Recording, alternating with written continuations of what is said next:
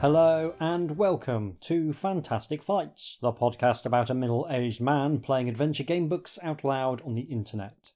That middle-aged man is me, Hieronymus J. Doom, and this episode we hit the big 5-0 as we tackle Return to Firetop Mountain by Ian Livingstone with art by Martin McKenna. The first order of business as we hit this milestone is to say a big thank you to everyone who listens to this podcast. When I started this project, I had no idea whether anyone would be interested in hearing someone play and analyse old game books, and it's been an absolute joy to discover that fighting fantasy still has so many fans. A podcast is nothing without listeners, and I really value the people who've stuck with me throughout this long, slightly strange project. A special thank you, of course, goes to everyone who's ever supported me on Patreon. As an incredibly poor man, that support has been vital to ensuring that I can keep making this show. A huge thank you too to those people who've been kind enough to send me books to cover on the podcast. Your generosity makes this a better podcast for everyone. I also want to thank everyone who's ever emailed me, whether that was to offer support, insight or constructive feedback. I love getting emails and I always respond to them, even if it does sometimes take me a week or two. Now, I have the Scholastic re-release of Return to Firetop Mountain from 2020, which means that I miss out on the lovely Les Edwards cover art from the original printing, and instead get a cartoonish picture of a demon-looking creature with a mace and a big toothy grin. It's perfectly adequately executed by Robert Ball, but I'd much prefer the Les Edwards piece with its horde of monsters and the warlock peering down on them, with the mountain lurking in the background. I shouldn't whinge though, it's great that this is one of the only later books of the original run that's actually affordable, and that's entirely down to this Scholastic edition. So thank you Scholastic for putting this out. Lovely to be able to use an actual book rather than a digital scan. Now this book was apparently intended to be the last one in the Fighting Fantasy series, which would have made a neat circle, with it finishing where it all began. But it sold rather better than expected, and this allowed the range to continue for another couple of years. Ultimately, fighting fantasy has never really gone away completely, and that is awesome. This is Ian Livingstone's 12th book in the Fighting Fantasy series, and his first since Armies of Death 4 years earlier, and that was book 36 in the series, which means we didn't see an entry from either Livingstone or Jackson in the 40s, which feels odd. I'm very excited for this one. When I look back over the series, I feel that Ian Livingstone just has a knack for writing game books, and even his less successful entries have been fun on some level. I really like the idea of returning to the place where it all started. It's a chance to see what's been learned and play to the strengths of the format. It's like going back to the town you grew up in and finding out how both you and it have changed over the years. So let's take a look at the rules. We are in absolutely classic fighting fantasy territory here. Skill, stamina and luck are all present and correct, but unlike other classic fighting fantasy books, we don't get any potions and we don't get any provisions. I'll have to rely on a good strong sword arm and my wits, which means statistically speaking, I am doomed. The only gear is a sword, a backpack and a lantern. I'm genuinely enthused to be going in with almost nothing. It makes the forthcoming adventure feel just that little bit more dangerous and that little bit more special. I've generated a character I've decided to call Quimby Wrestlebadger because I think that sounds like a suitably heroic name. They have a skill of 10, a stamina of 16 and a luck of 8. For, somehow, the 50th time, let's play Return to Firetop Mountain. Background. 10 years is not a long time in a wizard's life. Some live for over 200 years, keeping themselves alive by their own magic and potions. There is a well-known saying among wizards which goes, "You're a long time dead, so let's live instead." Some wizards even went one step further. They cast a spell on themselves so that in the event of their being slain or assassinated, they were able to raise themselves after a predetermined time when their assailant was long gone. The wizards who chose to come back from the dead were, however, always aligned to evil, for it was dark magic that was needed to cheat death. One of those wizards was known and feared by the name of Zagor, the infamous warlock of Firetop Mountain. 10 years have passed since the day when he was killed by a brave adventurer who risked the guards and deadly traps deep inside Firetop Mountain to save Alanzia from his evil magic. But killing Zagor is one thing, keeping him dead is another. Nobody knew that Zagor had cast the Raise Dead spell on himself, otherwise the adventurer who killed him would have sealed him inside his mountain tomb. But all that was 10 years ago. In the last 6 months, sinister events have begun to happen around Firetop Mountain. First, the top of the mountain, which was famous for its red-coloured bracken, has turned deathly black. Livestock, which have grazed on or around the mountain for decades, have started to die a sickening death. And recently, people have disappeared, dragged inside the mountain, it is said, by hideous creatures of the night. Those good people who remain are terrified, for it is rumoured that Zagor has risen and is building himself a new body, bit by bit, from the unfortunate villagers of Anvil. One thing I like already is the way in which Livingstone has used really subtle changes to indicate that the stakes on this occasion are higher. The whole top of the mountain turning from red to black is just a lovely little detail to cue you in that this adventure could be much more challenging than the first. You are an adventurer, a sword for hire wandering through the lands. Coming to the village of Anvil, you decide to stop for a rest after your week-long march. However, as soon as you enter the village, you sense that all is not well. The villagers look frightened, and women quickly push their children indoors as you walk along the main street. You decide that the local tavern would be the best place to find out what is troubling the villagers, so you enter the Two Moons. The chatter inside dies down quickly to a low murmur, and the customers eye you as you walk up to the bar. The barman stares at you sternly, and you can see by the look in his eyes that he is a proud man, trying to hide his fear. So, sticking with the classic adventuring tropes there, and no bad thing in my book. You turn up in a new place, and you go straight to the tavern, in the hope of finding out what's going on. "Yes," grunts the barman in a low voice. You tell him that you are an adventurer seeking a new quest that will end in riches and honour. He frowns, not knowing whether to trust you. "Does the name Zagor mean anything to you?"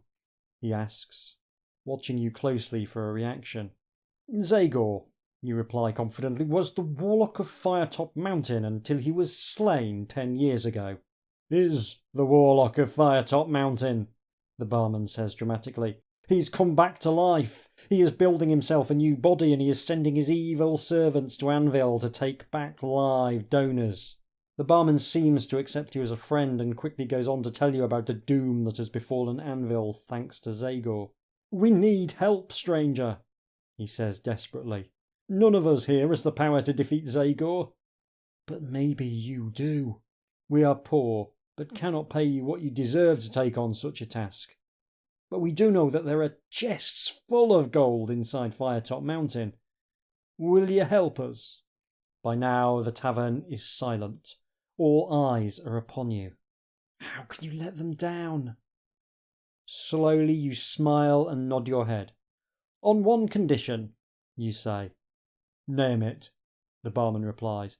"That I get a hot bath and a room for the night." You laugh. "Done." Everyone in the tavern lets out a cheer, and they all gather round to slap you on the back and offer to buy you some ale. In the morning, you find the barman, whose name you learn is Moose, cooking a large breakfast for you. Would they be so enthusiastic if they knew that actually my plan is to break into Firetop Mountain, seek out the first dangerous thing I can find, and then die? I feel as though if they had even the faintest inkling of the calibre of hero they were getting, they would just be weeping into their ale. Moose speaks. "You must set off south immediately to visit the Grand Wizard Yaztromo. He alone can prepare you for such an adversary as Zagor. Don't even think about tackling Zagor on your own. He is stronger than ever, and his magic is deadly." Moose says earnestly. You thank him for his advice and bid him farewell. Now turn to section 1. And there's a nice little bit beneath it that says in giant letters, Your adventure awaits. May your stamina never fail. Which is cool. So, good, solid, old school introduction. Set the stakes, tell us what the mission is, and guide us to our first port of call. Be nice to see Yaz Tromo again. I feel as though you do have to take the opportunity to maybe do a few of your greatest hits. It would probably be a little bit challenging to get Port Blacksand in there as well, although it would have been doable. But I think Yaz Tromo is much closer, so it makes sense to send us that way towards the Forest of Doom. Leaving Anvil and its villagers behind, you set off east, deep in thought.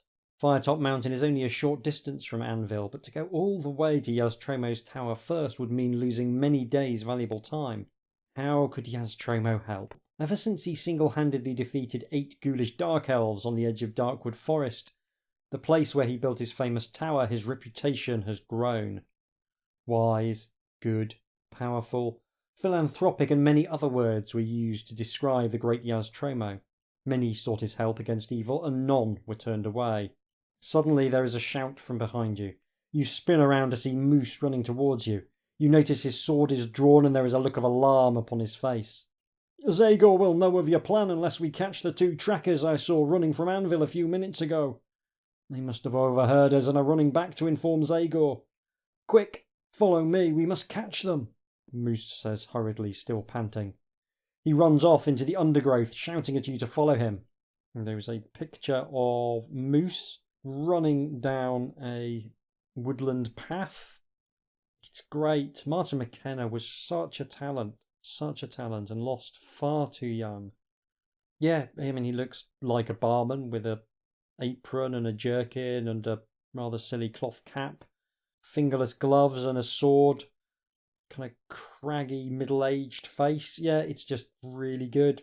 He's been caught in the act of running forwards, a real sense of urgency about him. Yeah, really like it. Do you want to follow Moose into the undergrowth, or would you rather continue walking along the path? Well, I think there's no reason not to trust Moose, so let's go into the path. You run after Moose, keeping your head down to avoid the many outstretched branches. You catch sight of something sparkling in the bushes. Do you want to stop briefly to find out what it is, or would you rather continue? I will stop to find out what it is. Find a round, polished shield half buried in the dirt. Take it if you wish. I do wish. First of what I do assume will be many items. You have to run hard to keep up with Moose. He zigzags through the undergrowth, glancing down at the ground occasionally for prints. All at once he stops and puts his arm up for you to stop running too. You hear a rustle of branches to your left, followed by a piercing howl. Will you charge into the bushes towards the noise or stand your ground? I will stand my ground. A dagger flies out of the bushes straight at you. Are you holding a shield? I surely am. Reacting swiftly, you fling your shield up to block the steel dagger, which clatters off the shield and falls harmlessly to the ground. You pick it up, then charge into the bushes, brandishing your sword. You have a dagger as well. You leap into the bushes, your sword cutting through the air. To your right is Moose, and in front of you are the 2 servants of Zagor. They crouch, daggers drawn, and growl foamy spittle hanging from their dog-like jaws. Half dark elf and half goblin, trackers are perfect hunters and messengers. Always armed with a crossbelt of throwing daggers across their chest, they will not usually fight openly unless cornered. Suddenly, they throw their daggers at you and Moose and draw their short swords. But you are ready and duck below the flying dagger. Wasting not a second more, you charge at the nearest tracker. And there is a picture of the 2 trackers kneeling upon the ground, both of them holding throwing knives. It's really good. They kind of look like a cross between a dark elf and kind of a werewolf, I guess, a bit. But there's just lovely detail. The background's really nice. The way that they've been posed is excellent. Really suits the kind of description that's been given of them as trackers, and also gives them a kind of Gollum-esque creeping thing vibe. It's really good. I love Martin McKenna's work so much. I think he is possibly the strongest of the regular artists in fighting fantasy. There are a few artists who did less work that I really, really like, but I just love Martin McKenna's work. Anyway, the tracker has a skill of 7 and a stamina of 6. So this should be relatively straightforward, but I'm going to roll some dice. I have defeated the tracker and I suffered no damage. Good at tracking, not so good once they've finished tracking. You pull your sword free from the tracker's chest and looking round see that Moose has also been victorious despite a deep gash on his left arm. A search of the tracker's bodies reveals 6 gold pieces, each stamped with the letter Z. You agree to keep 3 each, and you also take 2 steel daggers. So I've already got 1 dagger, which means that I've now got a total of 3. Zagor issuing his own currency. That seems like the mark of the true narcissist. Maybe I should start issuing my own currency. Doom bucks. There's probably already something in the cryptosphere called the Doom buck. I'm not going to look it up, it'll just depress me too much. Yeah, crypto's on the way out. I think the smart kids are going to be issuing their own metal coins. Still, 3 gold, a nice start. Not content with emptying pockets, Moose pulls the boots off the trackers and gives them a shake. A folded piece of brown-stained paper falls to the ground. I'm not touching that smelly thing, laughs Moose. If you want it, you can have it. Do you want it? I mean, I do. Foot paper. Yeah, I want the foot paper. You never know when foot paper might come in handy. The folded paper is damp with sweat and an unsavoury smell wafts up from it. Holding it gingerly by the corners, you shake out the folds. A pair of blood-red eyes are drawn on the paper. Suddenly they burst into flame and your hands start to tremble uncontrollably. You have been cursed! Deduct 2 points from your skill. 2 points from my skill. Skill now 8. Oh, that is a brutal curse. You drop the paper to the ground and the trembling stops. Moose apologises at great length, blaming himself for your misfortune. Forget it, you say reassuringly. At least Zagor doesn't know I'm coming. You walk back to the path together, and there bid farewell once more. Then you set off east alone. I do hope the Alstroma is going to be able to sort out this skill problem. I might be doing Ian Livingstone a disservice, but it feels as though 10 was maybe the minimum I would need to get through the adventure. By midday, the sun overhead is shining brightly, and it is uncomfortably hot as you walk along the dusty path. You hear the sound of someone whistling. Then in the distance you see an old man leading a donkey. 2 large wicker baskets piled high with mushrooms are strapped to the donkey's back. As you approach the old man, he comes to a halt, and standing boldly in front of his donkey with his arms folded across his chest, he says, I'm Dung Heap Dan, the Mushroom Man. I'd rather be a poet than a man who has to hoe it. He smiles and bows as if waiting for applause. Do you want to talk to Dan or ignore him? I mean, I really want to ignore him, but I worry that he's got a mushroom that will cure my curse. I mean, everyone should write poetry, I think. It's great discipline, it's great fun. It's the most manageable and accessible form of written creativity in some ways. Everyone should write poetry. Almost no one should share their poetry with anyone else. You open your mouth to speak, but Dan immediately interrupts with another rhyme. Take a mushroom, I won't tell. When you're ill, it will make you well. You realise that talking to Dan would be a waste of time. You accept his gift gratefully, putting the mushroom in your backpack. Dan then sets off with his donkey towards Anvil, leaving you to continue east. I feel as though I should run to Anvil and warn them that this guy's coming. Still, I shouldn't be too churlish. He did give me a free mushroom, and I do like mushrooms.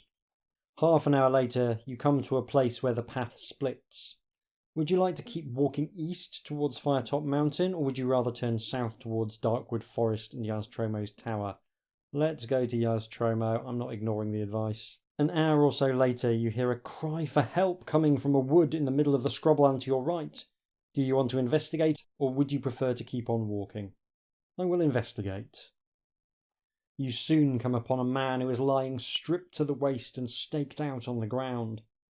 Somebody has spread honey over his chest and face, and he is being stung by hundreds of red ants that are crawling all over him. You hasten to cut him free, then roll him in the dirt to get the ants off him. And there's a picture of the man staked to the ground and being attacked by red ants. It's great. It's got a real expression of fear and pain. The ants look like a tide. They've been cleverly drawn with the use of forced perspective to allow us to see in the bottom right-hand corner that they are indeed ants. And then they kind of dramatically shrink until they're just dots on the guy's body. But it's a really clever use of forced perspective. Yeah, another classic bit of Martin McKenna work. Really good. Although he is in great pain from the angry red bite marks that cover his body, he is not in mortal danger. Bandits ambushed me while I was riding along the path. Before taking off with my horse, they decided to make me pay for killing their leader in a fight. Thanks to you, their plan has failed. Here, take this as a reward, stranger. It's a ring of invisibility. I suppose I should have used it to hide from the bandits, but it's a very old ring, and only has one more charge left. Off you go now, don't worry about me. As soon as my horse is left alone for even a second by those infernal bandits, he'll come galloping back to me. After making sure the man is fit enough to be left on his own, you head south along the path. I am being showered with goodies, and honestly, it makes me feel a little bit nervous. I mean, I assume this book is going to be really difficult. Livingstone books are often difficult. Not always, but often. And if he's giving me all of this stuff, I'm guessing it's because it's absolutely required to make progress. The rest of the day passes without incident, and as the light starts to fade, you begin thinking about finding a place to sleep for the night. You know the dwarf village of Stonebridge is not far away, although you do wonder whether you will be able to reach it before nightfall. Will you try and find somewhere to sleep while it's still light, or keep walking towards Stonebridge? Ooh, difficult decision this. I will keep walking towards Stonebridge. I worry about werewolves. I do worry about werewolves. It's a constant worry to me. As night gradually closes in, you find that walking along the path becomes increasingly difficult. Before long, you can hardly see the path at all, and you are still a long way from Stonebridge. It seems pointless to go on any further in virtual darkness. Just as you are wondering where you will find a safe place to sleep, you hear the almost silent flapping of wings above you. Drawing your sword, you strain your eyes towards the dark sky and catch a sight of the predatory creature that is swooping down to attack. It is a vampire bat, and it wants to suck your blood. The vampire bat has a skill of 5 and a stamina of 4, and during this fight you must temporarily reduce your skill by 2 because you are fighting at a disadvantage in near darkness. So I was nearly right when I worried about werewolves. Obviously, vampire bats are nothing like werewolves on some level, but also they are so strongly associated with werewolves in the popular imagination that they are kind of like werewolves. My skill will be reduced to 6, which isn't great, but it is at least more than the bat's skill. This should be fine. Might land a couple of blows on me. We'll find out when I roll some dice. I really should know better than to say it's going to be fine. I have defeated the vampire bat, but it did reduce me to 8 stamina. Doesn't bode especially well for this adventure. Some truly terrible dice rolling on my part during that fight. Still reeling from the unexpected attack, you step warily off the path in search of some cover under which to sleep. You stumble across a fallen tree and decide to sleep beneath its branches. The night passes without incident, and not long after first light you return to the path and head south. A brisk 3-hour march brings you to the outskirts of Stonebridge. You walk into the village and are met by 2 dwarves. News travels fast in Alansia, for one of them says, "Welcome, stranger. We've been expecting you." Seeing your puzzled look, he continues, "A messenger bird brought us news from Anvil, and we wish to help you so that you can meet Yastromo. It's your good fortune that he came to visit us, because Yastromo is not at his tower at present. He's gone to the town of Card, which is far to the west of Stonebridge, down the Red River. Plague has broken out there and he's gone to help, but we're not sure if this is of Zagor's doing. We have a fast-sailing boat that can get you there in half a day. It is manned and ready to sail immediately. Come now, follow us. We have no time to lose." I don't even know what that accent was. Terrible accents, that's what you come to this podcast for. You follow the two dwarves through the village to the banks of the Red River, where a strange-looking sailing vessel is moored. It is about 10 metres long and is narrow, but with canvas racks sticking out on both sides. A 5-metre pole pokes threateningly out of the bow, doubtless a ramming weapon. The mast is tall and curved, and somewhat resembles an enlarged longbow. The massive sails flap noisily in the wind, waiting for someone to harness their power. 9 men stand in a line before the boat, their faces browned and lined, as all seasoned sailors' faces are. And there is a picture of the boat. It's very nice. It's very nice. Big boat, big sails, big dragon on the sail. Looks pretty seaworthy on the basis of this. I feel quietly confident. The dwarf points to the men and says, "These men are good friends of the dwarves of Stonebridge. They will take you to Card." Pointing at the shortest man who is standing at the head of the line, he continues, "This is Zack. He's in charge. The helmsman's name is Laurie. The others are File, Ion, Stewie, Crook, Marl, Neil, and Nidrew. Might as well be called Hugh, Pew, Barney McGrew, Cuthbert, Dibble, and Grub for me." There's a niche reference for my UK listeners. Pew, Pew, Barney McGrew, Cuthbert, Dibble, and Grub were the firemen, I want to say, in Trumpton. A very old British animated series. You greet the crew and climb aboard. The vessel feels very unstable, being so narrow, and starts to rock from side to side. "We're out of here!" shouts Laurie, jumping aboard. The two dwarves untie the boat as the rest of the crew also jump on board. They rush about their various tasks, pulling on ropes, balancing the boat, trimming the huge sails. The boat pulls away immediately, ploughing through the water at an alarming rate. Ahead, you notice a rowing boat lying upside down and bobbing along downstream. An orc is clinging to the upturned hull. Do you want to tell Laurie to slow the boat in order to pick up the orc, or would you rather sail on? Let's pick up the orc. He might know something that is to our advantage, and I feel as though with 9 sailors on my side, I should be able to handle him in a fight. The crew quickly bring down the sails and the boat glides to a halt alongside the upturned rowing boat. Nidrew throws a rope to the orc, but the orc turns and dives into the river. "Ambush!" cries Fiel. Looking behind you, you see 2 orc war canoes that have been hidden beneath the branches of trees along the river coming towards you. A hail of arrows is loosed at your boat.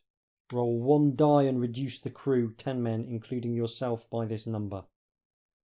So we have 10, and then there were 7. Stewie clutches at an arrow that has gone right through his neck, then gurgles a dying breath and slumps forward onto the deck, his legs twitching in spasms. Ignoring him, the remainder of the crew scramble to hoist the sails as the war canoes draw closer. And there is a picture of the war canoes full of orcs. Again, very, very good. Beautiful composition in the sense that one of the 2 visible canoes, you can just sort of see the prow and it's angled very much towards our view. And the second canoe is angled at more of a diagonal so that you can actually see more of the orcs with bows firing arrows at us. There's an arrow that dominates the bottom third of the picture. And what this does, which I think is really cool, is that you get a real sense of the canoes coming towards you from one canoe, but then at the same time you're able to see more details in the second canoe. Very, very well thought out. Really beautifully composed. I really like the detail that you get to see one of the men go down clutching his throat, because of course you will always lose at least 1 man on a d6 roll. Anyway, we must test our luck. 9. Unlucky. Luck now 7. Crook slips as he is pulling on the rope to hoist the mainsail, and the rope flies out of his hand. The sail comes crashing down on the deck. Another hail of arrows hits the boat. Roll 1 die and reduce the number of crew remaining by the amount rolled. So we lose a further 6 crew. Which means we're down to 1, specifically just me. So are any of the crew left alive? They are not. They are not. No, there's just me. Unable to sail the boat on your own, you are left helpless in the middle of the river. You dive off the side of the boat, but 3 arrows hit you in mid-air. Your body surfaces to the cheering delight of the orcs. You are another victim whose blood has helped keep Red River's name notorious. So too soon to call a halt there. I will invoke the sausagey fingered bookmark rule. We will go back 1 section and re-roll the dice for the crew to ensure that there are some left. Okay, I've rolled another 6. This is a proper cursed recording, isn't it? 3, that's a bit more like it. We are down to 4 crew. So with 4 crew remaining, let's find out what happens. This is genuinely a really fun little encounter. With your help, the skeleton crew manages to hoist the sails and the boat is quickly underway, leaving the war canoes far behind. "Lean out, you lot, and hike. No more stops until card," snarls Laurie, pulling hard at the helm. Is that the voice I did for Laurie before?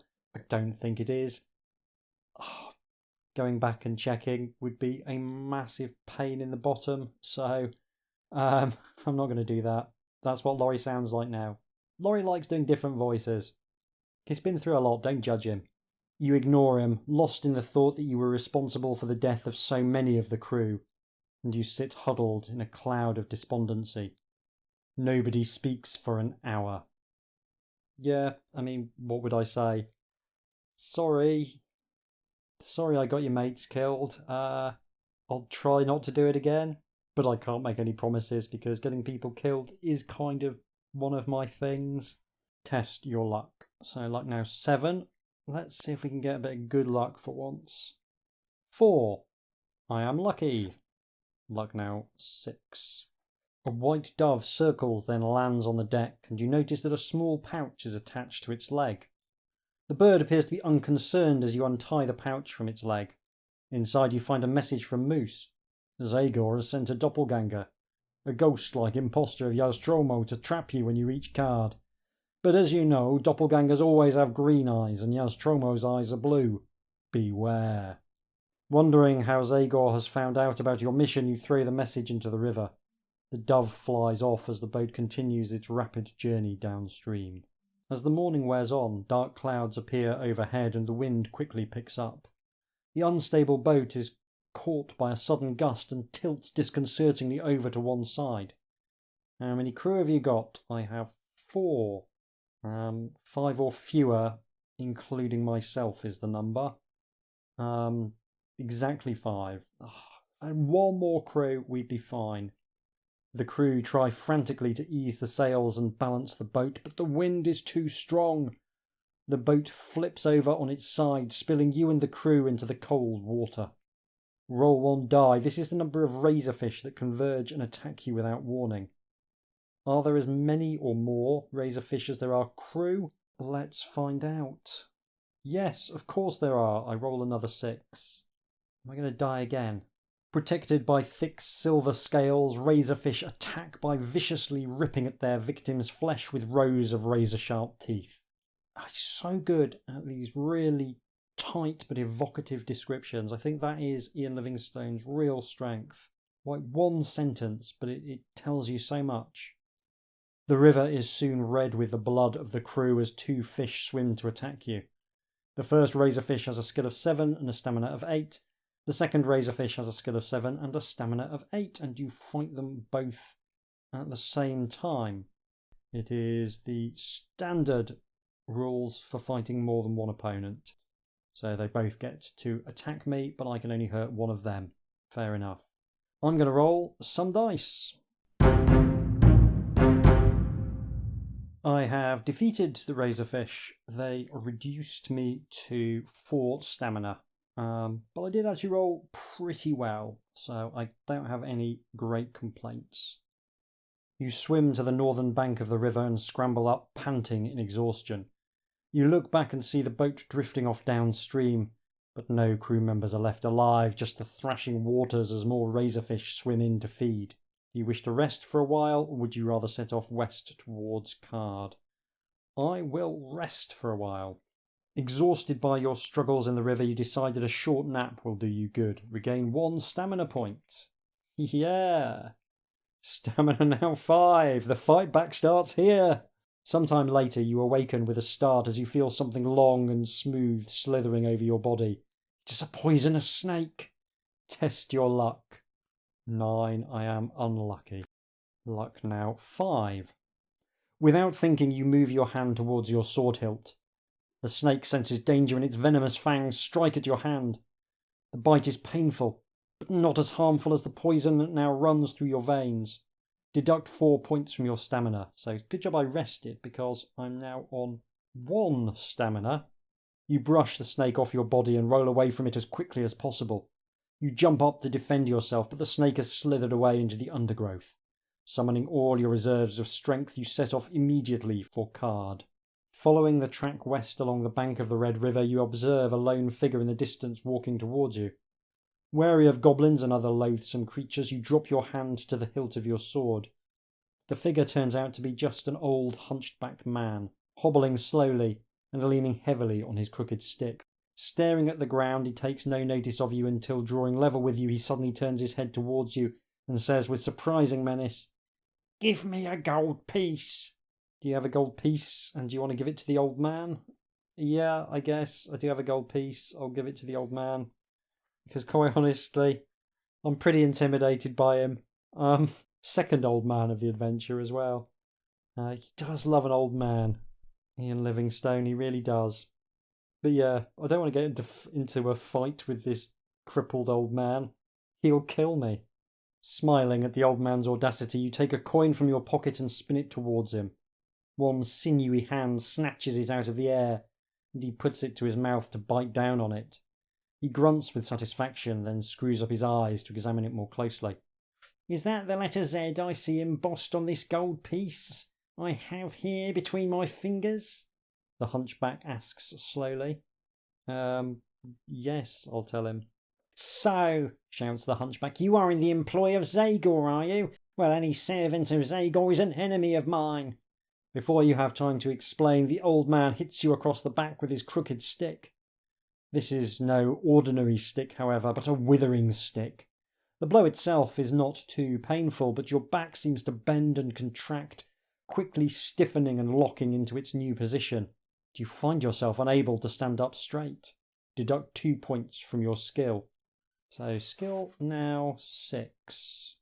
This has been just the worst adventure. You draw your sword and shout at the old man to undo the damage he has done you. "Come another step closer and I'll whack you again, you evil leech," the hunchback shouts back. Do you want to attack the old man, or would you try and reason with him? I'll try and reason with him. I can't fight an old man, my skill is only 6. If those villagers who were so enthused when I said I'd give them a hand could see me now, hunchbacked and shaking. You explain at great length how you obtained the gold and why you are now on a mission to slay Zagor. "Why didn't you say so in the first place?" the hunchback retorts.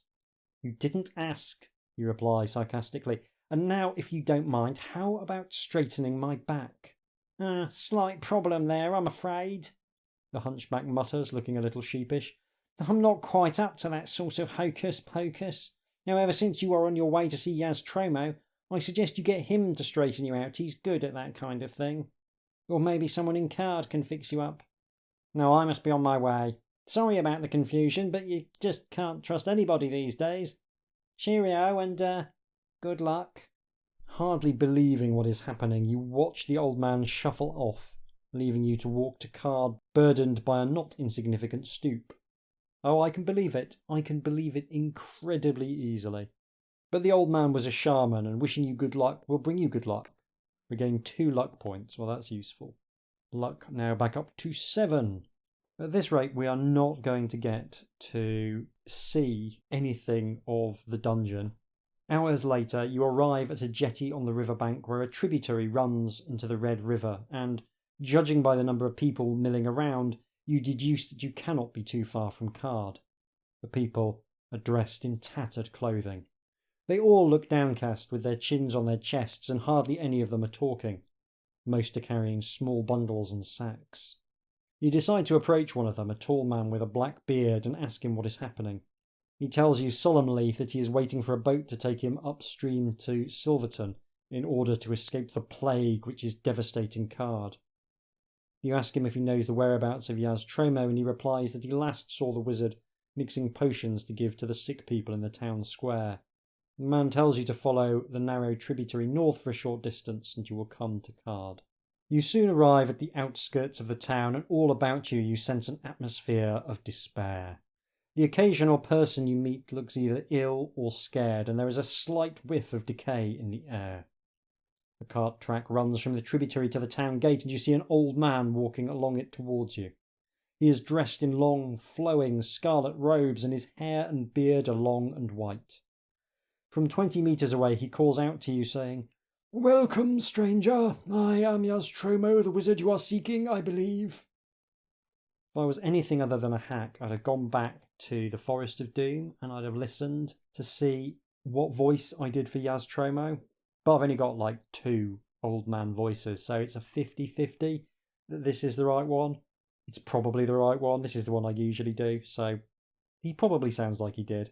On reaching you, he puts out his hand in greeting. His face is suddenly lit up by the sun as a cloud passes by. His green eyes sparkle. Do you wish to shake his hand? No, because he's a doppelganger. There is a picture of Yaz Tromo. It's another great bit of work from Martin McKenna. This is much more framed like a portrait, which again makes sense for the kind of character he is. Little half-moon glasses, big stick, beautiful robes. And I really like the detail of the town in the background. You can see the town walls. It looks really medieval, kind of gothic, very much like it. But it's not Yaz Tromo. It is, of course, a doppelganger, so I will not shake his hand. You sense danger. Something is not as it should be. The old man is being too friendly, not the way grumpy old Yaz Tromo behaves at all. Suddenly, you have it. His eyes are green, whereas Yaz Tromo's eyes are blue. The imposter in front of you must be a doppelganger, a ghost-like assassin sent to slay you. So that's kind of cool. He's written it in such a way that it makes sense if you got the clue, but it also makes sense if you didn't get the clue. You must pierce the doppelganger's ethereal heart with your sword before its flesh touches yours, or you will be doomed to immaterial existence in a twilight world. To resolve the combat, roll dice as normal, but do not deduct stamina points. The winner of an attack round rolls both dice again. If a double is rolled, then either the doppelganger's heart is pierced or it touches your flesh, depending on who won the attack round. So, the doppelganger has a skill of 9 and a stamina of 0. My stamina of 1 does not actually matter for this fight, which is cool, but my skill of 6 really does matter. So, wish me luck. I'm going to roll some dice. I have been touched by the doppelganger, and I have been doomed to an immaterial existence in the twilight world. Alas.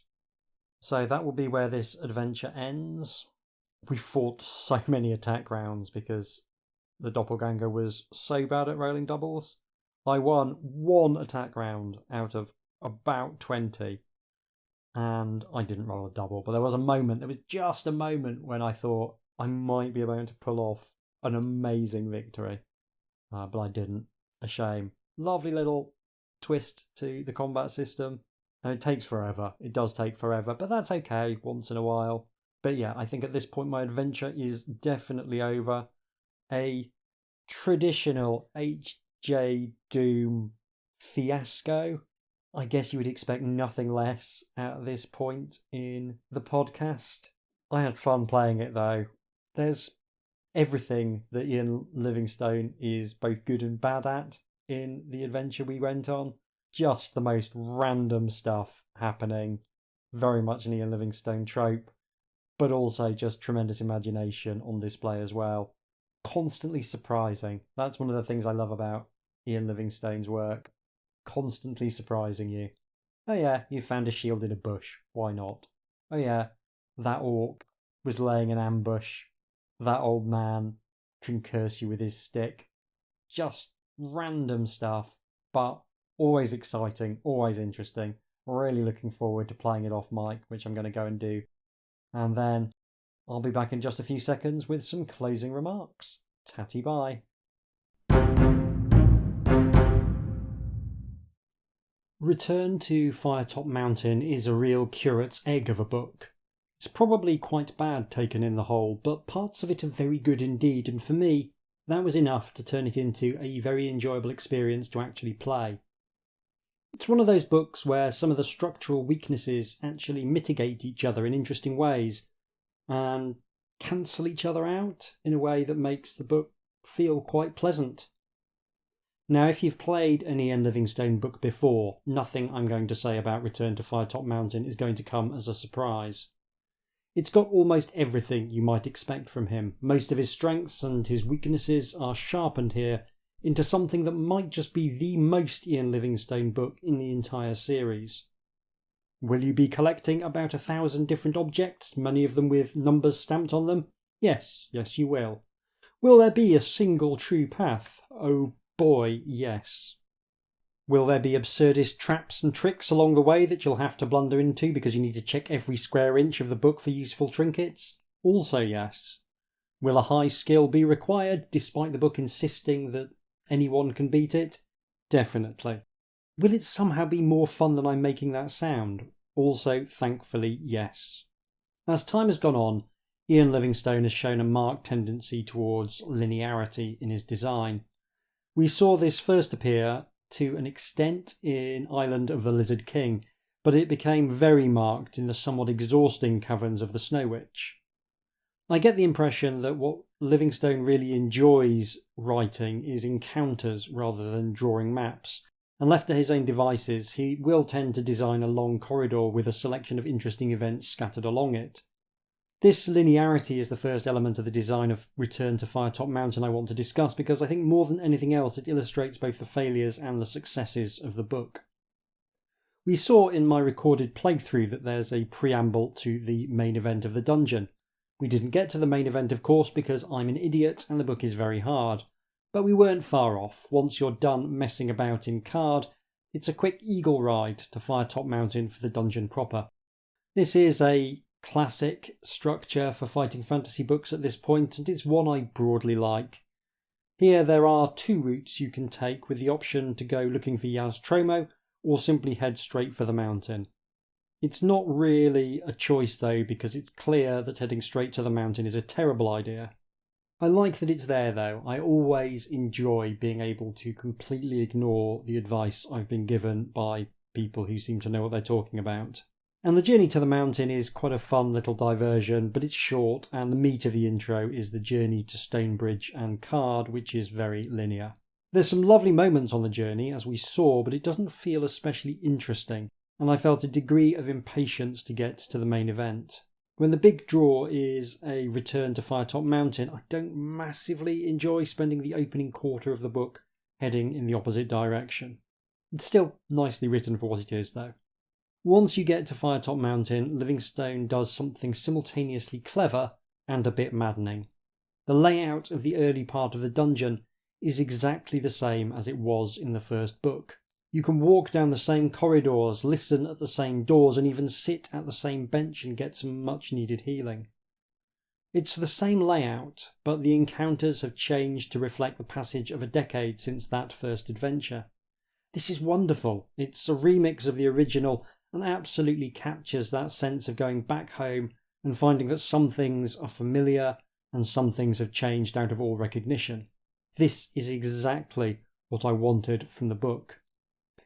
Unfortunately, he undercuts this really good work by forcing you to take a very narrow path through the dungeon. A rock fall has blocked off half the opening section, which means that we are essentially walking down corridors and looking into rooms along the way. Once you get to the midpoint of the dungeon, though, that river that delineated the boundary between the parts written by Livingstone and Jackson in the original book, things change up. Rather than remix Jackson's work, Livingstone opts to create an entirely new ending section. And I'm fine with this. The maze was definitely not my favourite bit of the original dungeon, so I'm happy to see it gone. I like the mix of the familiar and the new, and I think having the final approach be all new really adds to the tension and also creates a sense of escalation. It's smart design. It's also more or less just another corridor with barely any deviations possible, just a series of rooms to explore. Now, on the one hand, I think gamebooks are generally better when there's several different routes through them. I really enjoy the feeling that I'm exploring a world, and once you realise that you're on a corridor, it can feel quite oppressive as a design. On the other hand, linear gamebooks are much easier to review, because finding everything is relatively trivial. This was a hard gamebook to beat, but a very easy one to review. By the time I finished it, I was confident that I'd seen more or less everything it had to offer. It's interesting how design choices serve different audiences, and a timely reminder that context can change your impressions of a thing. You see similar things in other mediums. I enjoy playing action RPG games, and recently I played Diablo 4. It was only after putting 70 hours into it that I came to the conclusion that I wasn't that impressed. That's longer than it took me to beat Bloodborne, one of my all-time favourite games. Now, you might think that putting 70 hours into something to decide that it's not all that good is the definition of a waste of time, but context is key. I play action RPGs to meet a very specific psychological need, often when I'm feeling low or unwell, and actively want something mechanistic and repetitive where I can adjust my experience of the game according to my mood, concentration and energy levels. Even though I think Diablo 4 is a flawed game, actually, for those 70 hours, it was doing exactly what I needed it to do. I have similar feelings about the TV show Friends, which I binged in its entirety during a particularly savage bout of depression. Do I think Friends is problematic? Absolutely, there's bits that have really not aged well. But it was exactly the show I needed at a point where I could barely get up off the sofa. It was funny and low stakes and very well written within certain limits. There's a similar thing at work with Return to Firetop Mountain, and it makes it hard to review in an entirely useful way because of my specific situation. If the headline of the review is, "This is the ideal book to play when you have a podcast deadline looming," that's not massively helpful to anyone, unless there's someone else listening who's also playing through every single fighting fantasy game book on a podcast. If there is, please get in touch, we should compare notes.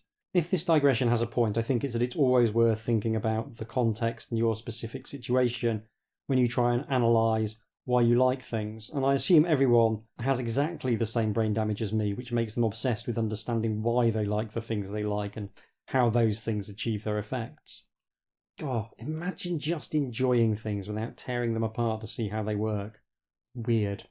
However, I said earlier that some of the design weaknesses mitigated each other, and that's perhaps the most interesting takeaway from this book from a game's design perspective. The linearity really helps with some of Livingstone's other quirks, in particular his penchant for scavenger hunts. Like most of his books, there are a lot of items in this. When you get to card, you even get to go to a shop and buy a bunch of items from a long list with little to no idea what will turn out to be useful, kind of like the opening of Forest of Doom. Which should you buy, a magnifying glass or a quill and ink? Hope you picked right, because one of them is required to win and the other is completely useless. The book tells you that you need to find at least 2 magical dragon teeth, but actually you need to find 4, or it's an instant death. Knowing that it's pretty easy to go through the book rummaging down the back of every sofa in sight for loose change makes finding everything you need actually much less intimidating. Also, the fact that you're constantly showered with useful or useless items feels quite nice. Handing out stuff feels a lot like progress, and progress feels a lot like fun. If there weren't things to find in almost every room, the adventure would feel a lot more sterile. Taken on their own, the linearity and the profusion of items would each be a problem, but taken together they somewhat cancel each other out, and I think that's fascinating. Now, one thing Ian Livingstone has always had a knack for is memorable encounters and genuinely stupid, in a fun way, traps and tricks. Whether it was being crippled by an old man with a withering stick, or attacked by a pendant that turns into a rat, there's always something interesting about the situations he conjures up, and Return to Firetop Mountain is no exception. There's so many cool moments in this book, not least the climax where you face down Zagor the warlock, who has designs on using your arm to finish his almost complete new body. You end up duelling his evil elementals with your good elementals, and it's an appropriately epic climax and one of the better set-piece final battles in the series. All of the encounters here feel like classic fighting fantasy encounters as well, and that contributes to a pleasant feeling of nostalgia that suffuses this book. It's very much a throwback, ignoring all the developments that we've seen in the series in favour of recapitulating past glories. That sounds like a criticism, but it's really not. There's an art to doing the old familiar things in a way that still feels fresh, and that's very much the challenge that bands like Motorhead approached every time they went into the studio. Return to Firetop Mountain feels to me like a Motorhead album. It's very much what you expect, but there's still plenty of scope for being surprised by the specific riffs on well-worn tropes. And honestly, what else was the 50th book, the 10th anniversary book, going to be other than a celebration of the things that have gone before, and in particular a celebration of where it started? I think doing something else would have been fine, but you wouldn't necessarily have the ability to market it in quite the same way. As well as plenty of diabolical traps and tricks, you also get the opportunity to solve a couple of logic puzzles, though Livingstone has kindly made them entirely optional in one of his few concessions to player agency. I managed to solve them both on my own without help, despite being in the bottom set in maths at school, so I figure they're probably fine, but I appreciate the fact that you can choose to duck them in favour of just punching some guys in the head instead.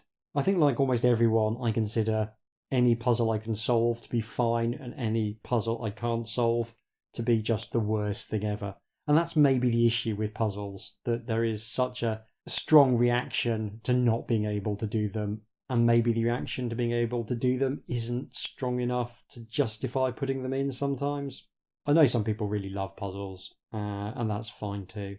There's also a bit where you have to count the number of coins in one of the illustrations, at the behest of a man who seems to believe that basic counting skill is indicative of great intelligence. I always like it when the art is included in the story like this, even if it is in quite a dumb way on this occasion.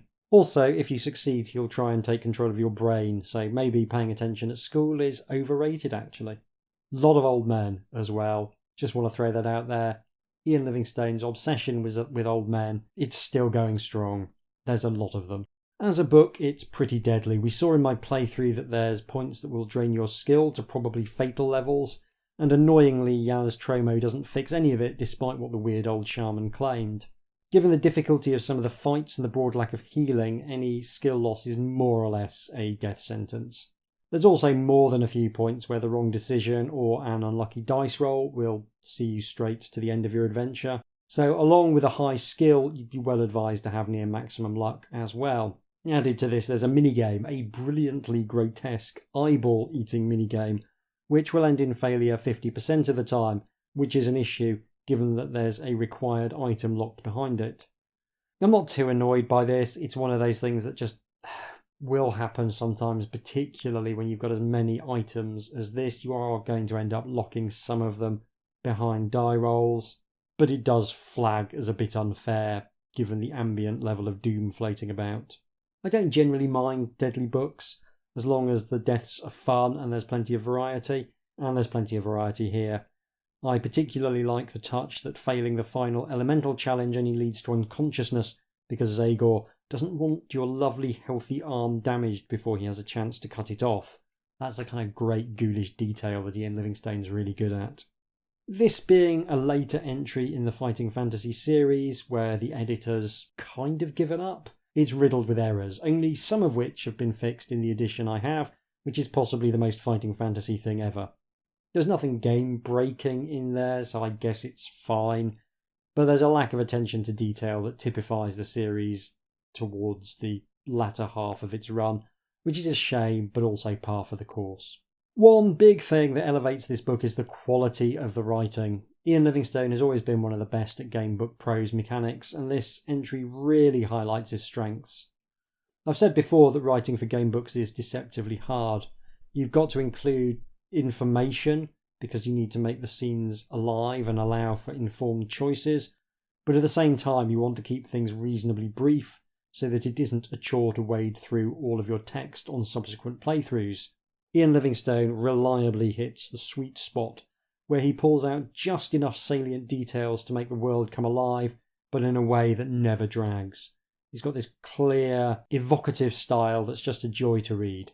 One thing he's done from a plot point of view with Return to Firetop Mountain is to give a rationale for at least some of the more obvious plot holes that bedevil this sort of story. I love the detail that Yaz Tremo can't take on Zagor because there are lives at stake in card and only he has the skill to save them. There's a strong suggestion that the plague was unleashed by Zagor to do exactly this, which is neat.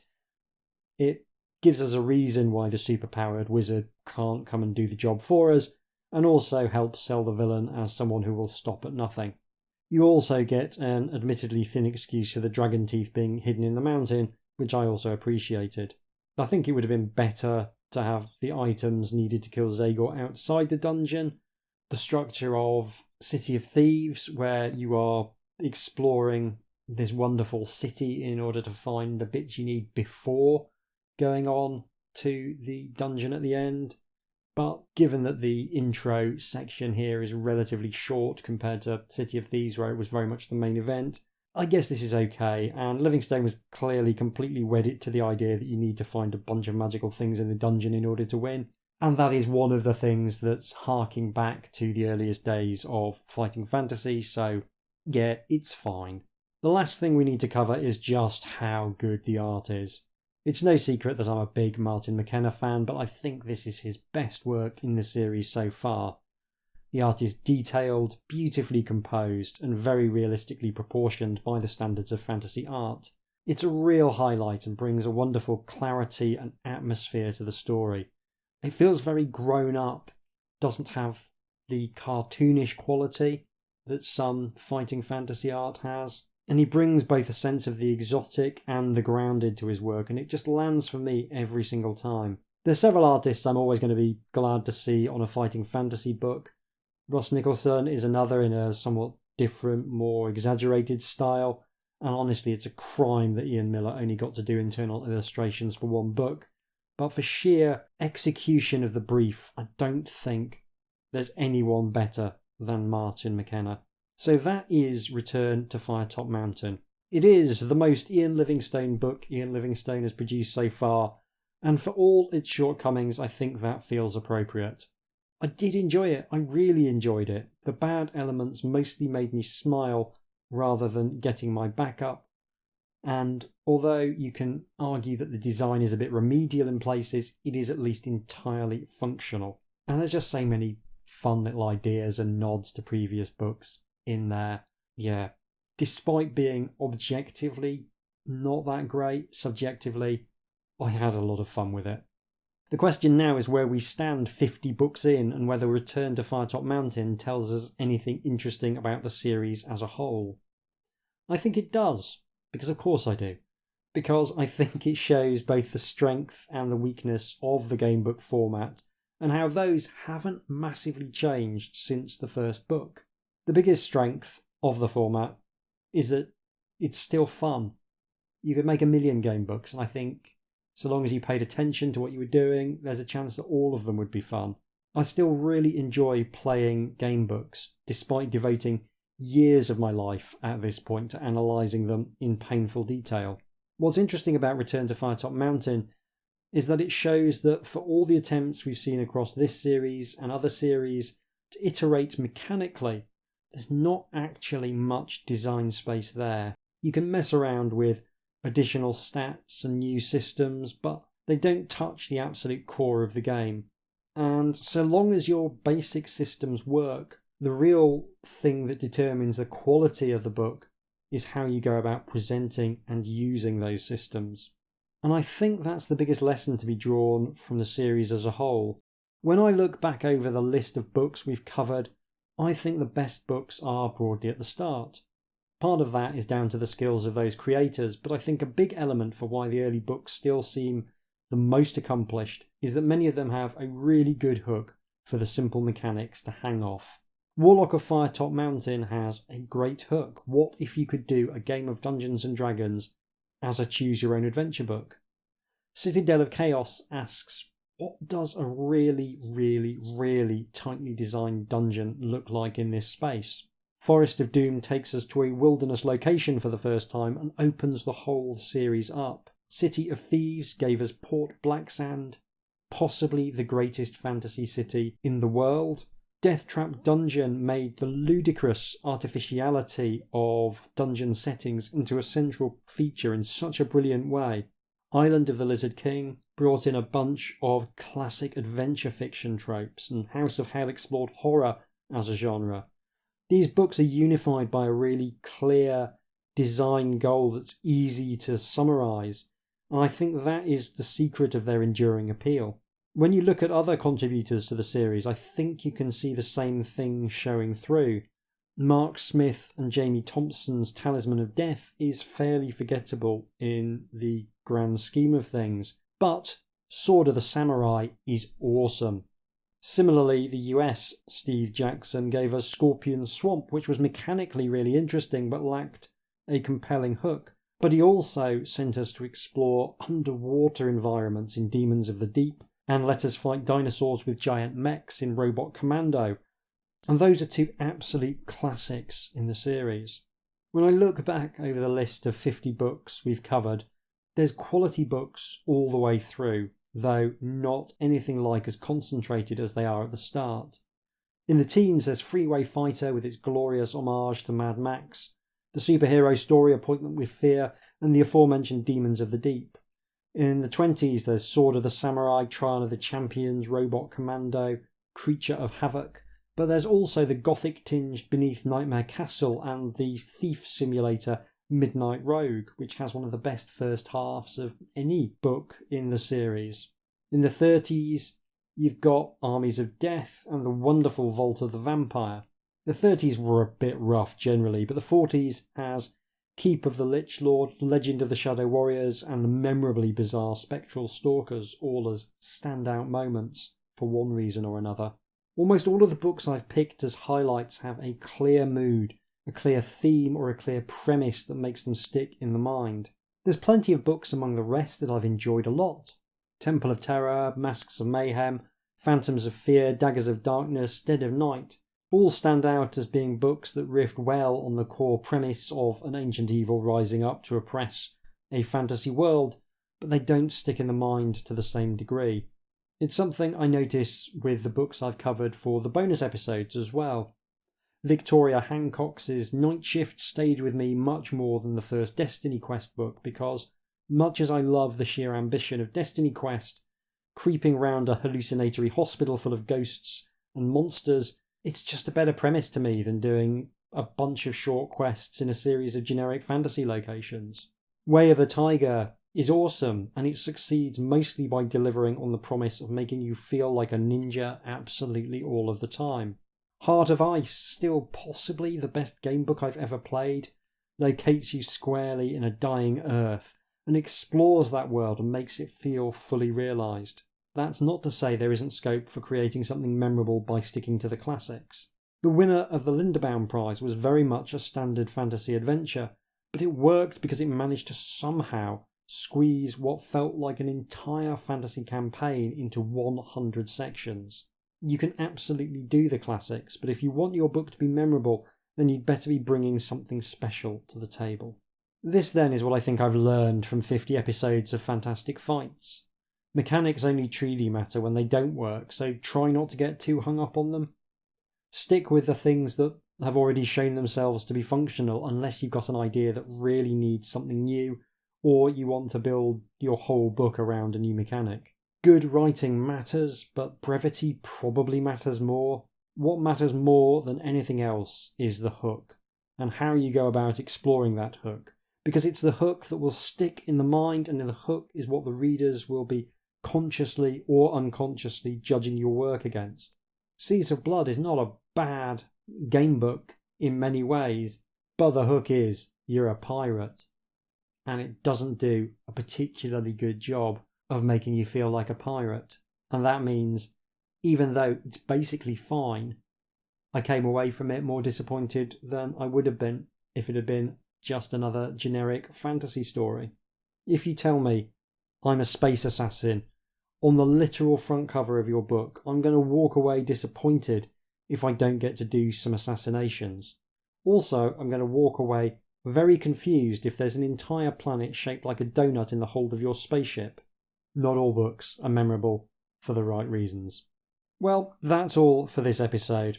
We're not done with fighting fantasy by a long chalk, and I'm still looking forward to the next book in the series because I just love playing adventure game books. You can join me for another bonus episode in a couple of weeks. I think it's probably time that we got back into The Way of the Tiger. I really do want to find out how that ongoing narrative unfolds. In the meantime, you can get in touch with me by emailing me at hjdoom@gmail.com or by following me on Blue Sky at hjdoom, where I talk about game design a bit, but mostly I talk about my cat. Thank you very much for listening. Take care, and I'll see you soon.